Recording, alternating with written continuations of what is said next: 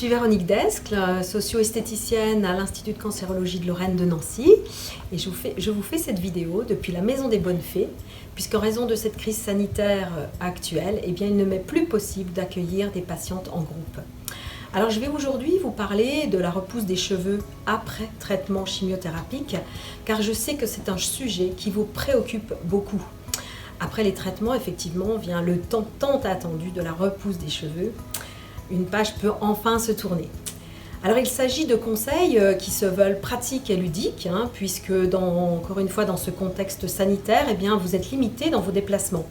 Je vais donc essayer de répondre aux questions que vous vous posez et je vais aussi vous proposer d'utiliser des petits produits que vous pourrez trouver chez vous, par exemple dans votre placard. Voilà, alors quand vont repousser vos cheveux après les traitements? Eh bien, là, c'est une question que beaucoup se posent, mais chaque individu étant unique, eh bien, la repousse des cheveux est aussi variable en fonction de la chimiothérapie que vous venez de recevoir, mais aussi en fonction de sa durée. En théorie, les cheveux réapparaissent entre le premier et le deuxième mois suivant l'arrêt du traitement, mais parfois, il faut bien avouer que ça peut demander plus de temps. Il ne faudra pas vous en inquiéter. Alors on remarque que la repousse des cheveux actuellement démarre alors que les patientes sont encore en traitement.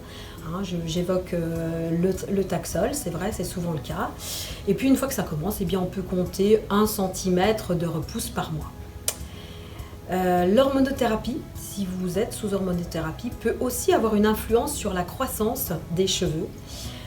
Alors en cas d'inquiétude sur la qualité, la quantité de votre repousse, eh bien, vous pourrez toujours demander un avis médical auprès de votre oncologue ou de votre dermatologue. Comment peut-on accélérer les cheveux? Ça aussi, c'est une question qui revient souvent. Alors, souvent fragiles et timides au départ, il faut les aider, les traiter avec beaucoup de soins et de précautions.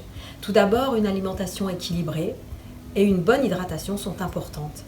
Certains compléments alimentaires peuvent aussi donner un petit coup de pouce, comme la levure de bière, mais dans ce cas, prenez conseil auprès de votre médecin ou de votre pharmacien. Mais vous, de votre côté, chez vous, vous allez pouvoir faire des soins pour prendre soin de votre cuir chevelu, avec des massages du crâne, c'est un pur bonheur, mais aussi avec des bains d'huile. Tout ceci va activer, stimuler la microcirculation, aider aussi à l'élimination des toxines. Et puis tout cela va jouer un rôle sur la pousse des cheveux. Et puis votre cuir chevelu va aussi être apaisé, apaisé par des sensations désagréables, d'inconfort, voire des petits picotements, des squames, des choses comme ça. Enfin voilà, ça va aider. Et puis il y a aussi les bains d'huile que vous allez pouvoir appliquer. Alors, comment? Qu'est-ce qu'on fait? Eh bien, je vous propose une petite recette de mélange, un mélange avec 3 huiles. Bien entendu, vous vérifierez auparavant que vous n'êtes pas allergique à l'une de ces 3 huiles. L'huile de ricin, l'huile de coco et l'huile de moutarde.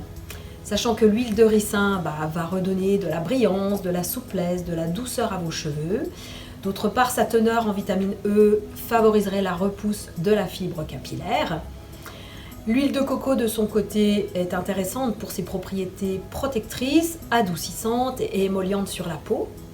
Son petit côté exotique et son odeur paradisiaque n'est pas non plus désagréable et peut redonner de la vigueur à vos cheveux.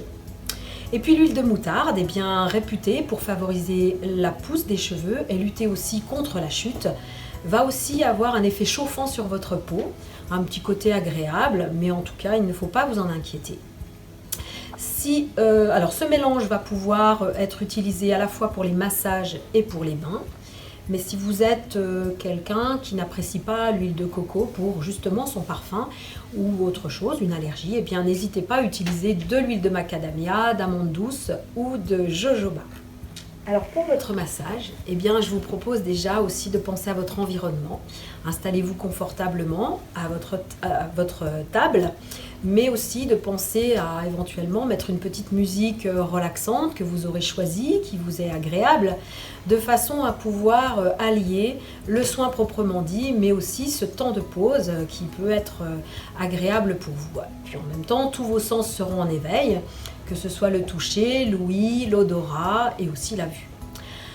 Alors ce massage, eh bien, vous allez tout simplement enduire vos mains d'un peu de cette huile que vous allez appliquer sur votre cuir chevelu. Et puis ensuite, vous allez exercer des petits mouvements circulaires avec la pulpe de vos doigts en agissant quand même, en effectuant quand même une certaine pression, de façon à pouvoir sentir la peau de votre crâne qui bouge sous vos doigts. Et puis vous allez faire l'ensemble de votre cuir chevelu en prenant bien le temps de le vivre à fond, en prenant bien le temps de sentir ces petits micro-massages, leurs bienfaits. Et puis, petit à petit, eh bien, vous allez aussi avoir une détente physique. Vous allez faire ça pendant 5 minutes. Vous pourrez le faire 1 ou 2 fois par jour, parce qu'il y en a qui aiment beaucoup les massages. Et puis, vous terminerez, si vous le souhaitez, par un shampoing neutre et doux. Quant à votre bain, le bain d'huile, eh bien, vous allez faire exactement la même technique, c'est-à-dire que vous allez appliquer une quantité un peu plus généreuse sur votre crâne et puis vous allez en compléter par la pose d'un film alimentaire pour vraiment faire occlusion et puis permettre l'ouverture un peu plus ample des bulbes, donc une meilleure pénétration et aussi une meilleure efficacité. Vous laissez poser de 20 minutes à 1 heure et puis vous pouvez terminer également par un shampoing neutre et doux. Vous pouvez faire ça 1 fois par semaine. Sachant que ce massage et ce bain peuvent être faits le soir avant votre coucher. Dans ce cas, vous le laisserez poser toute la nuit. Concernant l'aspect de la repousse de vos cheveux, est-ce qu'ils auront le même aspect? Et là encore, c'est variable d'une personne à l'autre. On ne peut pas trancher oui ou non. Parfois, les cheveux repoussent de manière uniforme comme avant, mais parfois, ils sont complètement différents. À la première repousse, la couleur, la densité, la texture peuvent être modifiées. Et ceci encore est variable d'une personne à l'autre, c'est en tout cas ce que l'on constate. Par exemple, il est possible que vos cheveux repoussent plus fins, plus clairsemés, voire décolorés. Et certaines personnes ayant des cheveux raides jusqu'alors auront peut-être la surprise de les voir frisés, et vice-versa. Alors ce changement, il peut être définitif, mais il peut être aussi réversible. Il va falloir patienter quelques mois, attendre que les médicaments soient totalement éliminés de votre organisme pour que vos cheveux retrouvent leur vigueur et leur santé d'antan. Dans le cas contraire, si vos cheveux par exemple sont blancs, repoussent blancs ou gris, eh bien dès que la longueur de vos cheveux vous le permettra et qu'ils auront retrouvé leur vigueur, eh bien vous pourrez effectuer des colorations végétales, ça veut dire sans ammoniac, sans oxydants, sans résorcine et sans silicone. Aïe, je sais, c'est dur ça. Mais c'est important, c'est vraiment très très important afin de ne pas abîmer et de ne pas brûler la repousse. Et puis aussi éviter toute irritation ou possible réaction allergique du cuir chevelu qui, ne l'oublions pas, demeure encore sensible. Est-ce que le port d'un foulard ou d'une perruque peut ralentir la repousse? Alors absolument pas. Ça c'est une idée reçue, c'est un mythe. Vous pouvez sans problème garder votre couvre-chef jusque quand vous l'estimerez nécessaire. C'est juste une question de confort pour vous, confort personnel, physique, mais aussi dans votre ressenti. On me demande aussi des fois, après la dernière cure de chimio, est-ce qu'il est utile de se faire raser complètement les cheveux afin qu'ils repoussent plus vite? Là encore, pas du tout. C'est vous qui décidez. La repousse ne sera pas accélérée. Par contre, lorsqu'ils feront 1 ou 2 cm, votre apparence pourra vous paraître un petit peu anarchique. Et dans ce cas, eh bien, une coupe de base chez un coiffeur permettra d'égaliser l'ensemble. Voilà, donc ça c'est encore vous qui allez décider. Il est très important de vous écouter et de faire selon vos envies. Quand on a parlé maintenant beaucoup de la repousse des cheveux, on pourrait aussi évoquer la repousse des cils et des sourcils.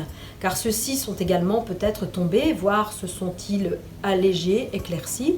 Alors sachez qu'ils vont aussi repousser. Sachant que souvent ces cils et sourcils tombent plus tard que les cheveux, la repousse sera peut-être elle aussi plus tardive. Dans ce cas, je vous encourage également à appliquer de l'huile de ricin sur vos cils et sourcils pour stimuler cette repousse. J'espère que ces quelques conseils ont pu vous être utiles et que bientôt vous allez pouvoir récupérer votre belle chevelure qui vous a tant manqué.